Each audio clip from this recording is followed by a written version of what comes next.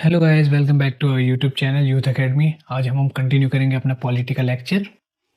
अभी इससे पहले हमने हिस्टोरिकल अंडरपिनिंग्स, कॉन्स्टिट्यूशन क्या होता है, ऑब्जेक्टिव रेजोल्यूशन क्या होता है, ये सब पूरा कवर करवा चुके हैं। अगर अभी तक आपने देखा नहीं तो you can refer those lectures. तो आज हमारा टॉपिक होने वाला है प्रिएम्बल। तो हम जानते हैं कि जो प्रिएम्बल है हमारा, वो कौन से कंट्री से अडॉप्ट किया गया है, ये भी हम पहले वाले लेक्चर में करा चुके हैं। तो प्रिएम्बल क्या है, एक समरी टाइप की होती है जो उसी कंट्री में पाई जाती है जिसमें एक रिटन कॉन्स्टिट्यूशन पहले से मौजूद होता है।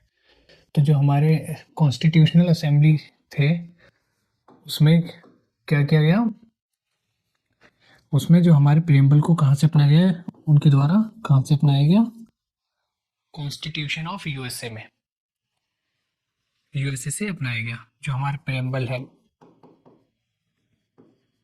जो हमारे फंडामेंटल राइट्स हैं, और जो हमारा रिटन कॉन्स्टिट्यूशन है, जो एक प्रिएम्बल की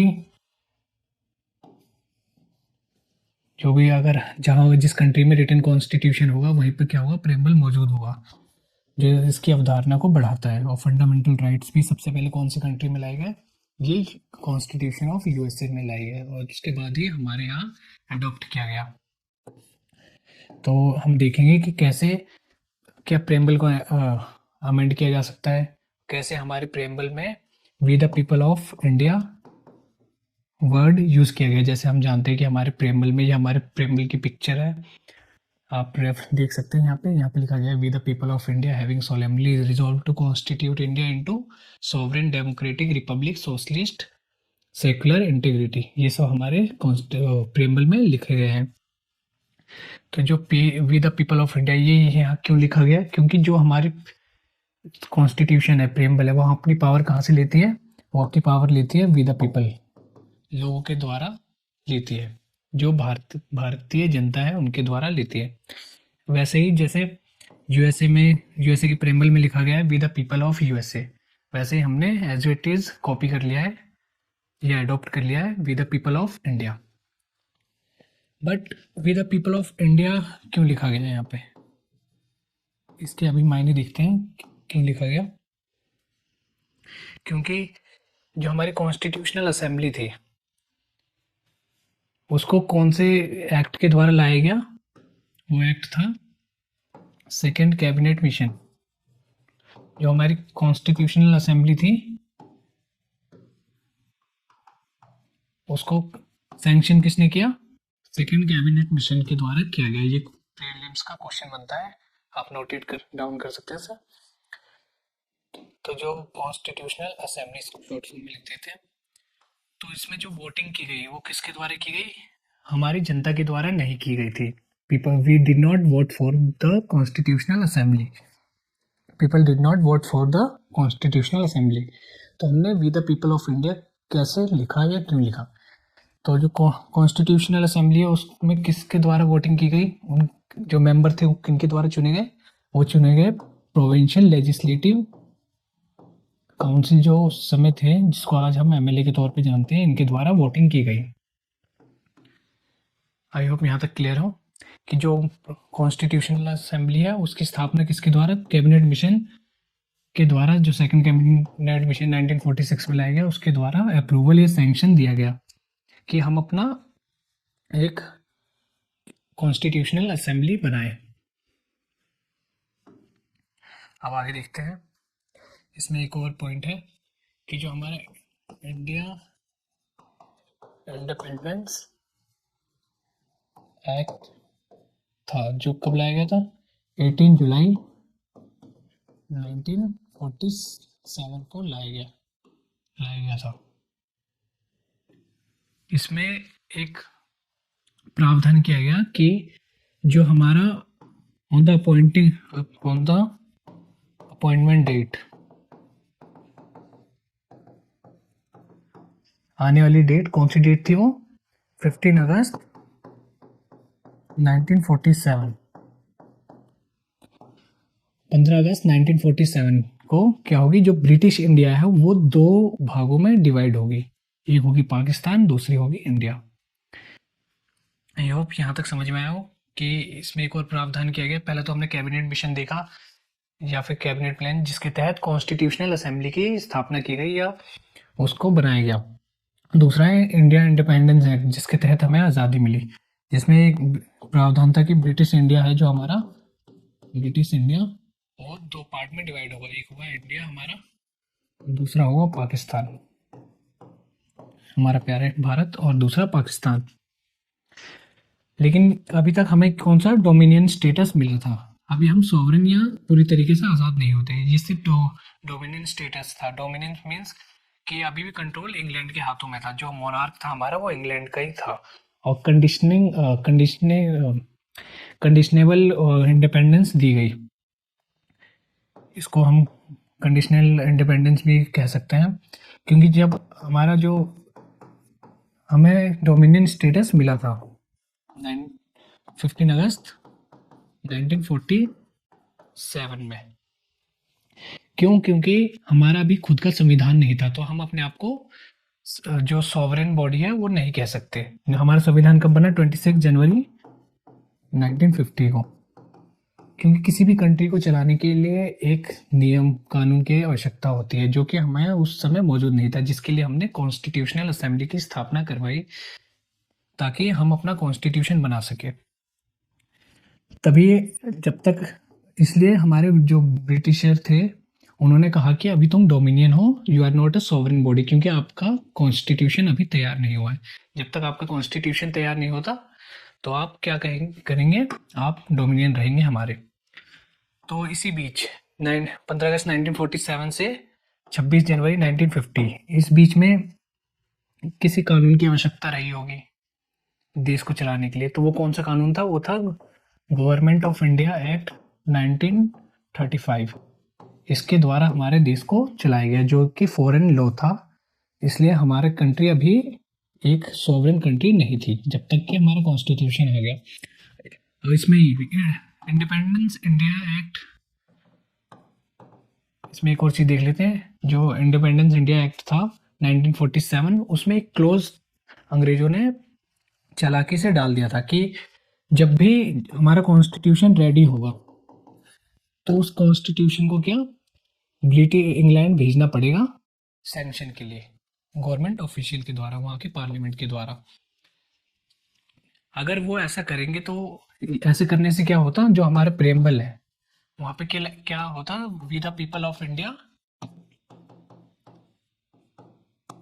का नामो निशान नहीं होता। वहाँ क्या लिखा होता? सेकंड कैबिनेट मिशन, क्योंकि उसके द्वारा ही कॉन्स्टिट्यूशनल असेंबली की स्थापना की गई और संविधान का निर्माण किया गया। पर जो हमारे बाबा साहेब थे बी आर अम्बेडकर, वो बहुत ही चालाक थे। उन्होंने क्या करा, इसको एक प्रोसीजरल एरर घोषित करके कहा कि अरे हम तो भेजना ही भूल गए। इसलिए उन्होंने संविधान कभी वहाँ भेजा ही नहीं। उन्होंने क्या किया? वहाँ भेजा ही नहीं, जिसके कारण हम, या फिर जो हमारे प्रेम्बल है उसमें क्या लिखा गया? With the people of India, ना कि second cabinet mission. I hope यहाँ तक समझ में आया हो कि we the people of India क्यों लिखा गया है यहाँ पे। ये हमारे जो हमारे कॉन्स्टिट्यूशनल असेंबली है, बाबा साहेब है, उनकी देन है, क्योंकि उनके द्वारा ही हम ये लिख पाए कि we the people of India, वरना ये क्या लिखा होता? Second cabinet mission. और जो हमारे सोर्स ऑफ पावर है, हम पावर कहाँ से लेते हैं? हम लेते हैं we the people of India, Bharat के नागरिकों के द्वारा, लोगों के द्वारा, ना कि कोई फॉरेन लोग के द्वारा, जैसे कैबिनेट मिशन। आई होप यहाँ तक समझ में आया हो। Now back to the topic. देखते हैं सोर्स ऑफ पावर। तो यहाँ पर सोर्स ऑफ पावर क्या लिखी हुई है? वो है we the people of India. इसको ऑटोक्थोनी भी कहते हैं, या स्पेलिंग मिस्टेक है वो भाई आ जाएगा। ऑटोक्थोनी मीन्स रूल्ड बाय सॉइल। हम अपनी मिट्टी से क्या लेते हैं? पावर लेते हैं। रूल्ड बाय सॉइल, अपनी मिट्टी से पावर लेते हैं। तो आई होप आपको स्टोरी समझ में आई होगी कि जो we the people of India लिखने में क्या हमारे कॉन्स्टिट्यूशनल असेंबली और भी बाबा साहेब की भूमिका थी। जो आप देखते हैं नेचर ऑफ इंडिया, ये सब क्वेश्चन बनते हैं कि जो नेचर है वो इंडिया का कैसा है? Sovereign, socialist, secular, democratic, Republic. जब हम अभी इस क्लास में सिर्फ ओवरव्यू के तौर पर हम इस वर्ड से फेमिलियर होंगे, जब हम अगला लेक्चर लेंगे तो उसमें आपको गहराई से समझाएंगे, कम से कम 100 से 200 वर्ड में पर जैसे सॉवरेन का अर्थ क्या होता है, इसकी क्या भूमिका है हमारे मेंस आंसर राइटिंग में, या हमारी कंट्री को चलाने में कैसे हम यूएनए के पार्ट होते हैं तो, या कॉमनवेल्थ के पार्ट होते हैं तो क्या हमारी सॉवरेनिटी अफेक्ट होती है, इसको हम पूरी गहराई से आगे समझेंगे। बस आज ओवरव्यू के तौर पे जानेंगे कि सॉवरेन क्या है। अब देखते हैं ऑब्जेक्टिव ऑफ द कॉन्स्टिट्यूशन, जो कॉन्स्टिट्यूशन के ऑब्जेक्टिव हैं वो क्या है। ऐसे क्वेश्चन आ जाते हैं कि ऑब्जेक्टिव ऑफ द कॉन्स्टिट्यूशन बता दो, तो इसमें ऑप्शन दे देते हैं सेकुलर, डेमोक्रेटिक और एक लिबर्टी। तो इसमें क्या चूज़ करेंगे हम? लिबर्टी, क्योंकि जो हमारे ऑब्जेक्टिव है वो कौन कौन से हैं? Justice, liberty, equality and fraternity. I hope समझ में आया हो। फ्रेटर्निटी का अर्थ है यहाँ पे कि अगर हम किसी फॉरेन कंट्री में जाते हैं तो वहीं के अगर हमारे भारत के नागरिक मिलते हैं तो एक भारतीय फीलिंग या भाईचारे की फीलिंग वहाँ पे उत्पन्न होती है, उसी को हम फ्रेटर्निटी का नाम देते हैं। इसमें एक और है कि एक नोट पे समझने वाली चीज़ है, जो हमारी ओरिजिनल प्रेम्बल है, जो हमारा ओरिजिनल प्रेम्बल है उसमें कौन कौन से वर्ड यूज़ किए गए हैं? सॉवरेन, डेमोक्रेटिक, रिपब्लिक, ये लिख देते हैं। Sovereign, democratic, republic. और जो हमारे अलग जैसे we the people of India having solemnly resolve to constitute India into sovereign democratic republic socialist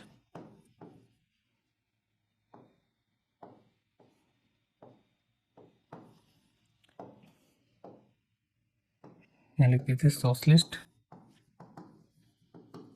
secular, integrated. इस वर्ड को ब्लैक में इसलिए लिखा गया क्योंकि ये वर्ड ओरिजिनल प्रेम्बल में नहीं थे। ये हमारे कब आए? जब हमारे इंदिरा गांधी ने हमारे प्रेम्बल को अमेंड किया, उसमें बदलाव संशोधन किए। कौन से एक्ट के द्वारा? 42nd कॉन्स्टिट्यूशनल अमेंडमेंट एक्ट 1976 के द्वारा। कौन से वर्ड को जोड़ा गया? Socialist, secular, integrity. और जो हमारे ओरिजिनल प्रेम्बल है उसमें कौन से वर्ड थे? Sovereign, democratic, Republic. ये सब वर्ड याद रखने की आवश्यकता है, ये सब एग्जाम पॉइंट ऑफ व्यू से इम्पोर्टेंट है। अगर आपको कोई भी क्वेरी है तो you can raise in a comment section. अब देखते हैं यहाँ पे। और अभी हमने जाना कि we the people of India से हमारा क्या तात्पर्य है, जो सोर्स ऑफ पावर है हमारी क्या है? We the people of India, ना कि सेकंड कैबिनेट मिशन 1946। ये क्या क्यों लाया गया ये भी देखा। अब जो डेट दी गई है वो प्रेम्बल में ये भी पूछी जाती है, तो ये कौन सी डेट है यहाँ पर? इन आवर कॉन्स्टिट्यूशनल असेंबली कौन सी? 26 नवंबर 1949 ये डेट लिखी गई है हमारी, कि हम अपने आप को क्या देते हैं? कॉन्स्टिट्यूशन अपने आप को प्रदान करते हैं। कौन सी डेट है? 26 नवंबर 1949। ये आपको याद रखने की आवश्यकता है। और ये 3 वर्ड है, कौन कौन से? सोशलिस्ट, सेक्युलर, एक इंटीग्रिटी। कौन से अमेंडमेंट के द्वारा लाए गए? You can comment in a well manner like 42nd constitutional amendment act 1976 के द्वारा, ताकि इससे आपको भूलने में मुश्किल आए और याद रखने में आसानी हो। आगे देखते हैं। और इसमें एक और चीज़ बताई है कि ये हमने अभी समझाया, जो फर्स्ट सेशन था कॉन्स्टिट्यूशनल असेंबली का वो कब था? 9 दिसंबर 1946 को। और जो 13 दिसंबर 1946 था वो उस दिन हमारे पंडित जवाहरलाल नेहरू ने क्या किया था? ऑब्जेक्टिव रेजोल्यूशन पास किया था। और जो हमारे कॉन्स्टिट्यूशनल असेंबली है उन्होंने कब अपनाया, अडॉप्ट किया? 22 जनवरी 1947 को। ये ऑब्जेक्टिव रेजोल्यूशन और कॉन्स्टिट्यूशन हमने जो फर्स्ट लेक्चर था हमारा उसमें भी हमने पूरी गहराई से समझा चुके हैं। अगर आपने देखा नहीं तो यू कैन रेफर इट। उसमें समझाया गया कि जो हमारे ऑब्जेक्टिव रेजोल्यूशन की क्या महत्व थे, क्या भूमिका थी हमारे कॉन्स्टिट्यूशन को बनाने में। उसमें जो आकांक्षाएं हैं हमारे कॉन्स्टिट्यूशन में वो कहाँ से ली गई, उसमें जो एस्पिरेशन है, आइडियाज़ हैं, एक वेलफेयरिक सोसाइटी बनाने की जो मुहिम है, सोच है, वो कहाँ से लिया गया? तो वो कहाँ से लिया गया? वो ऑब्जेक्टिव रेजोल्यूशन से लिया गया। ये ही हमने एकदम वेल मैनर्ड में पुराने जो प्रीवियस लेक्चर है हमारा उसमें समझाया है, अगर आपने देखा नहीं तो यू कैन रेफर इट। इसमें यही समझाया गया है कि जो ऑब्जेक्टिव रेजोल्यूशन था उसी ने फाउंडेशन एक भूमिका बनाई थी किसके लिए, कॉन्स्टिट्यूशन को स्थापित करने के लिए, जो भी उसमें आइडियाज थे ये सब। और वो कब पास किया गया, 13 दिसंबर 1946 को पास किया गया, इंट्रोड्यूस किया गया जवाहरलाल नेहरू के द्वारा, पास किया गया 22 जनवरी 1947 में। आई होप यहाँ तक समझ में आया हो। आगे कंटिन्यू करते हैं अब। और इसमें बताया गया कि प्रेम्बल इज अ क्या है, प्रेम्बल क्या है, समरी है ना कि कॉन्स्टिट्यूशन। किसी भी कंट्री में अगर रिटन कॉन्स्टिट्यूशन है या प्रेम्बल है तो दोनों में कौन आएगा पहले, इसमें समझाया गया है। इसमें सबसे पहले ऐसे समझ सकते हैं कि अगर कोई भी कहानी है तो वो कहानी सबसे महत्वपूर्ण होती है और पहले फर्स्ट होती है। जो उसका सार है, जो उसकी समरी है, वो बाद में आती है। तो प्रेम्बल हमारे यहाँ पर क्या है, एक समरी की तरह है, और कहानी क्या है, कॉन्स्टिट्यूशन। तो जब तक कहानी नहीं लिखी जाएगी, जब तक कॉन्स्टिट्यूशन नहीं होगा, तब तक प्रेम्बल अपने अस्तित्व में, अपनी रियलिटी में नहीं आएगा। तो प्रेम्बल क्या है, सेकेंड है। सबसे पहले क्या आएगा, कॉन्स्टिट्यूशन। यहाँ पे एक और चीज, एक क्वेश्चन ले लेते हैं कि can we amend preamble, preamble को अमेंड कर सकते हैं क्या हम। और दूसरा है how many times we have amended the preamble, हमने कितने बार प्रेम्बल में संशोधन, बदलाव किए हैं, ये पूछा यहाँ पे पूछ सकते हैं हम। तो इसमें देखते हैं कि can be amend the constitution. जैसे हमने देखा कि 42nd कॉन्स्टिट्यूशनल अमेंडमेंट एक्ट 1976 में इंदिरा गांधी ने क्या किया, अमेंडमेंट किया था। तो इसमें क्या कर सकते हैं हम कि प्रेम्बल क्या अमेंड कर सकते हैं। तो पहला क्वेश्चन क्या हो जाता है, true, yes we can amend the constitution. Second क्या है, how many times we have amended the preamble. तो हम प्रेम्बल को क्या कर सकते हैं, अमेंड कर सकते हैं। और कितनी बार अमेंड किया है, ओनली वन टाइम। कब, 42nd amendment act, constitutional amendment act 1976 में। आई होप यहाँ तक समझ में आया हो। तो यही समझाया गया है कि कौन कौन से वर्ड ऐड किए गए थे सोशलिस्ट, सेक्युलर, इंटीग्रिटी अमेंडमेंट के दौरान। और यहाँ पर यही है कि जो हमारा यूएसए था, प्रेम्बल को अपनाने वाला पहला देश था, एडॉप्ट करने वाला पहला देश था। फंडामेंटल राइट्स को एडॉप्ट करने वाला पहली कंट्री थी। और जो हमारा क्या है, रिटन कॉन्स्टिट्यूशन, हमारा वर्ल्ड का लेंथीएस्ट रिटन कॉन्स्टिट्यूशन है। पर जो दुनिया का फर्स्ट रिटन कॉन्स्टिट्यूशन था वो किसका था, यूएसए का ही था। तो ये 3 मेन इंपॉर्टेंट पॉइंट है। और इससे पहले भी हम सोर्स ऑफ द कॉन्स्टिट्यूशन की कौन से कंट्री से कौन से जो मेन प्रोविज़न है वो अपनाए हैं, वो एडॉप्ट किए हैं, वो रेन से किए हैं, कॉपी किए हैं। ये हमने प्रीवियस लेक्चर में भी बता चुके हैं। और आगे देखते हैं। ये सब वर्ड की चिंता मत करिए, ये सब हम आगे और गहराई से समझेंगे, जो मेंस के पॉइंट ऑफ व्यू से और भी इम्पोर्टेंट होंगी। जैसे यहाँ पे सॉवरेन का अर्थ एक ओवरव्यू के तौर पे ले लेते हैं। सोर्स ऑफ पावर, यहाँ पे पूछा गया सोर्स ऑफ पावर क्या है हमारी अथॉरिटी, हम पावर कहाँ से लेते हैं। तो हमने जाना कि हम पावर कहाँ से लेते हैं, we the people of India, India के लोगों के द्वारा लेते हैं। इसी को क्या कहते हैं, ऑटोक्थोनी, रूल्ड बाय सॉइल। हम अपनी मिट्टी से पावर लेते हैं। सॉवरेनिटी का एक और अर्थ है कि सॉवरेनिटी से हम जानते हैं कि जो कोई भी कंट्री अगर सॉवरेन है तो किसी और कंट्री के इन्फ्लुएंस में नहीं आएगी, किसी और कंट्री के डिसीजन उस पर कारगर नहीं होंगे, इफेक्टिव नहीं होंगे। तो इसमें जैसे कि हम देख सकते हैं कि इंडिया यूएनओ का पार्ट होता है, कॉमनवेल्थ कंट्री का पार्ट होता है। तो क्या ये इंडिया की सॉवरेनिटी को अफेक्ट करते हैं, ये हम जानेंगे। तो इसमें क्या है, अफेक्ट नहीं करते, क्योंकि अगर यूएनओ कोई भी ऑर्डर पास करती है, अगर जैसे इंडिया मेंबर है यूनाइटेड नेशन ऑर्गेनाइजेशन का, तो यूनाइटेड नेशंस अगर कोई भी ऑर्डर देती है इंडिया को, तो वो माने ना माने वो इंडिया की मर्जी है, वो अपने कॉन्स्टिट्यूशन के अकॉर्डिंग चलेगी। कौन, इंडिया। अगर उसके कॉन्स्टिट्यूशन में वो प्रोविजन लिखे हैं तो वो ओबे करेगी डिसीजन को, ऑर्डर को, वरना नहीं मानेगी। तो इससे क्या पता चलता है कि जो भी यूएन के मेंबर होने के नाते जो उनके डिसीजन है वो इंडिया पे बाइंडिंग नहीं है। इससे क्या समझ में आता है कि एक इंडिया क्या है, एक सॉवरेन कंट्री है, संप्रभु राज्य है। यहाँ देखते हैं इसी में एक और चीज, जैसे हमने देखा कि जो हमारा कॉन्स्टिट्यूशन बना तो लास्ट आर्टिकल में हमने सारे जो भी फॉरेन लॉ थे, जैसे India independence act, government of India act, जो 1947 से 1950 के 1950 के बीच में इफेक्टिव रहा था, उसी के दौरान जो भी कंट्री को संचालित करने के लिए लॉज थे, कानून थे, वो किसमें लिखे गए थे, गवर्नमेंट ऑफ इंडिया एक्ट 1935 में।